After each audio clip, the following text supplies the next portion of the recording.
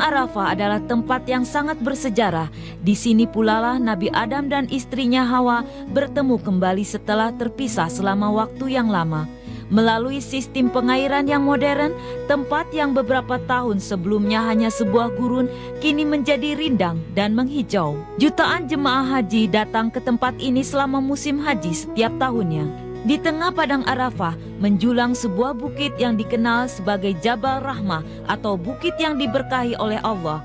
Di atas bukit inilah Nabi Ibrahim dan keluarganya melakukan sujud syukur atas pertemuan dengan keluarganya kembali.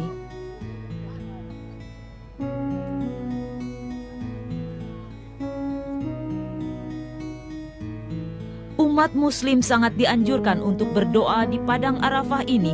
Nabi Muhammad pernah bersabda, tempat paling makbul untuk berdoa adalah di Padang Arafah. Di tempat ini pula Nabi Muhammad memberikan khutbahnya yang terakhir. Demikian juga seperti yang diwahyukan Allah. Hari ini aku sempurnakan agamaku bagimu, memenuhi panggilanku padamu, dan telah memilih Islam sebagai agamamu. Masjid indah di sisi Padang Arafah adalah Masjid Namirah.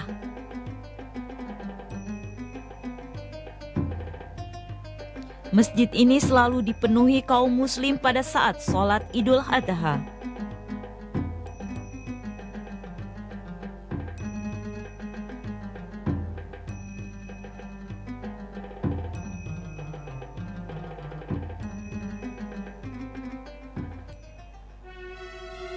Selama perjalanan dari Padang Arafah ke Mekah, Nabi Ibrahim singgah di Muzdalifah. Dalam tidurnya, dia bermimpi diperintah Allah untuk mengorbankan putranya Ismail. Dengan penuh keimanan, Nabi Ibrahim membawa putranya ke tempat penyembelihan. Tanpa rasa takut, Ismail dengan tenang menanti ayahnya melaksanakan perintah Allah. Ketika tiba di Mina, setan datang membujuk Nabi Ibrahim untuk mengabaikan perintah Allah.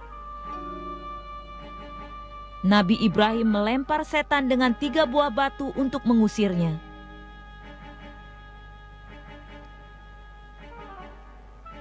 Selama musim haji, Mina dipenuhi oleh para jamaah yang datang ke tempat itu untuk mengerjakan hal seperti yang dilakukan Nabi Ibrahim saat itu.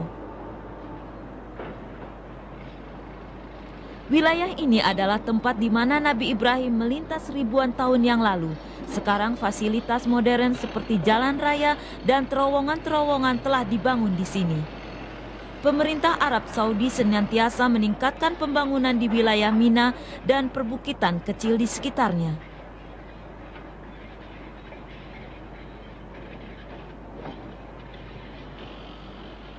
Proyek pembangunan seluas 2 km persegi diperkirakan menelan biaya sekitar 130 juta real Saudi.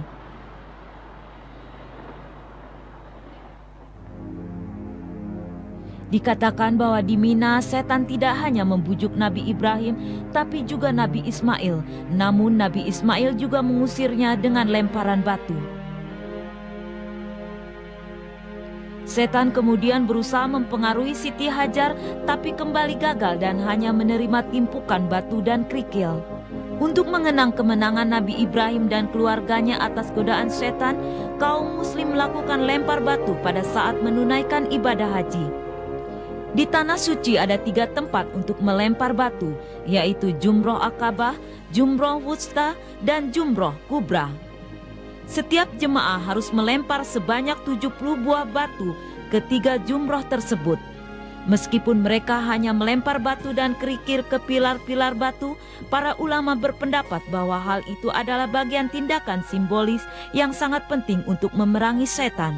Allah berfirman dalam surat Fatir ayat 6 yang berbunyi, "Sesungguhnya setan itu adalah musuh bagimu, maka anggaplah dia musuhmu, karena sesungguhnya setan-setan itu hanya mengajak golongannya supaya mereka menjadi penghuni neraka yang menyala-nyala." Di luar musim haji, tempat melempar kerikil ini biasanya sepi.